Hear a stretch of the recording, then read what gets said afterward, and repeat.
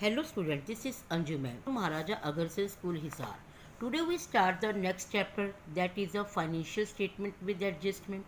देखिए बेटा, अभी हमने पहले एक चैप्टर किया था फाइनेंशियल स्टेटमेंट, जिसमें हमने ट्रेडिंग अकाउंट, पीएल अकाउंट और बैलेंस शीट को बनाना सीखा था। आज ये चैप्टर उसी का ही एक वास्ट चैप्टर है जिसमें एडजस्टमेंट्स भी गिवन है। ये आपकी बुक में बेटा 22 एडजस्टमेंट है जो कि आपके पास ट्रायल बैलेंस के बाहर गिवन होंगी।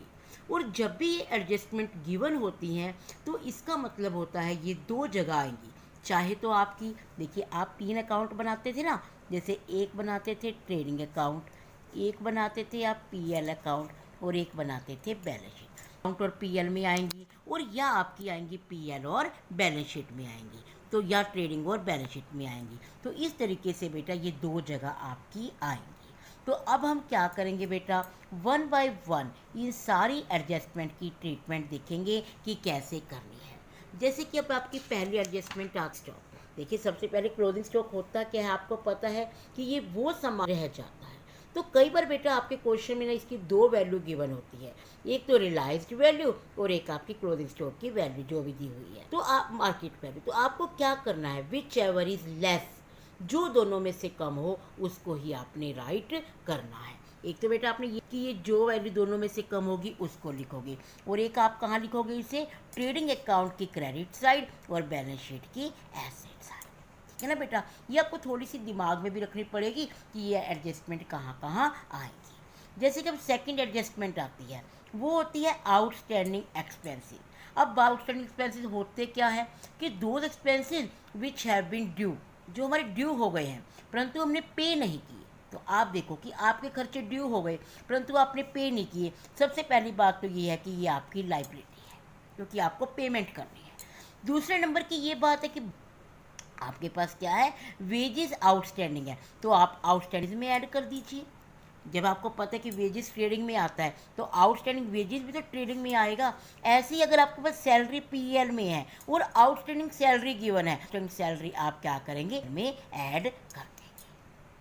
तो आपको ये देखना पड़ेगा बेटा कि वो खर्चा कौन सा है, और उस खर्चे से रिलेटेड अगर वो ट्रेडिंग में है तो ट्रेडिंग में प्लस कर देना, और अगर वो पीएल में है तो पीएल में प्लस कर देना। ठीक है बेटा। उसके बाद बेटा हमारा थर्ड आता है प्रीपेड एक्सपेंसेस। थर्ड हमारा आता है, अब प्रीपेड एक्सपेंसेस हमारे कौन से होते हैं कि वो खर्चे, प्रीपेड एक्सपेंसेस हमारे कौन से होते हैं, वो खर्चे जो हमने पहले ही पे कर दिए हैं।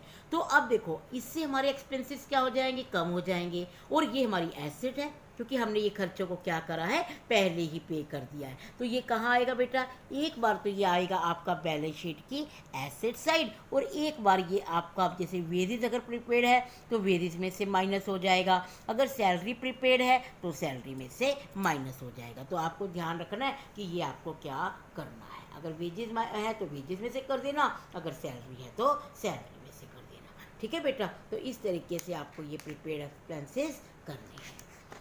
उसके बाद बेटा हमारी अगली एडजस्टमेंट आएगी एक्रूड इनकम।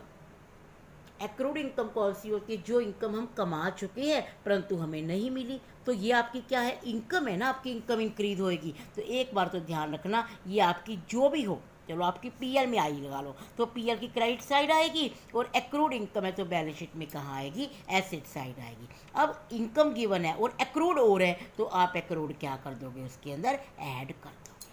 तो इस तरीके से बेटा आपको आज ये 4 एडजस्टमेंट है जो आपको रिवाइज करनी है। पहली कौन सी हुई, क्लोजिंग स्टॉक, दूसरी कौन सी हुई, आउटस्टैंडिंग एक्सपेंसेस, तीसरी कौन सी हुई, प्रीपेड, और चौथी कौन सी हुई, एक्रूड इनकम। तो आप पहले एक बार ये एडजस्टमेंट रिवाइज कीजिए, अगर इसका आपसे क्वेश्चन होता तो आप कीजिए, अदरवाइज कल की जब हम एडजस्टमेंट करेंगे तो आपके 2 या 3 क्वेश्चन हो जाएंगे। ओके बेटा।